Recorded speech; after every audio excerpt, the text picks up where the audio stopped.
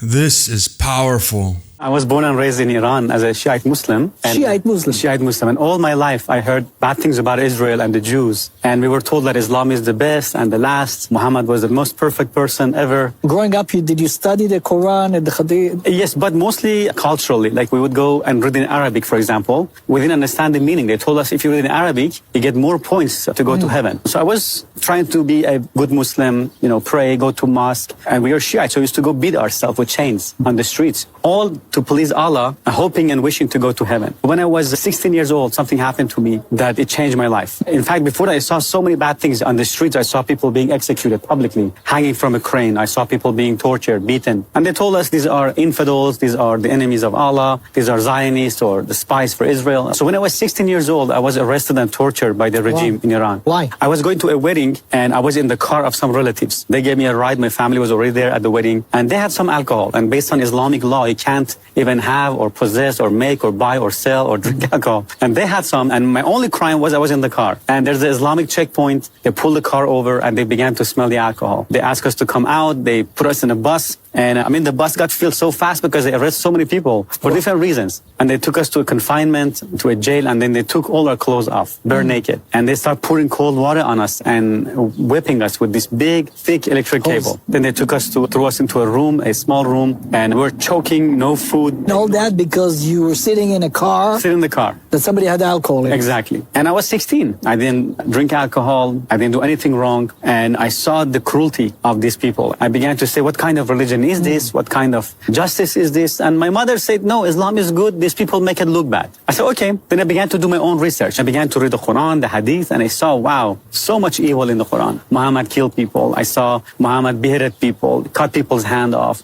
It says not to be friends with Jews and Christians, Surah 551. In Surah 929, Muhammad said, kill those who don't believe in Allah, His messenger, and in the religion of truth, which is supposedly Islam. Kill them unless they pay jizya, blood money. In Surah 928, he cursed the Jews and Christians. In Surah Muhammad, verse 4, it says, behead the infidels wherever you find them. So when I saw these things, I saw, wow, this could not be from God. So I lost my faith in Islam completely. So when I was 19 years old, for first time, I heard about Jesus, that Jesus is the Lord, and He died for me, and He rose from the dead. And I said, no, that's too good to be true.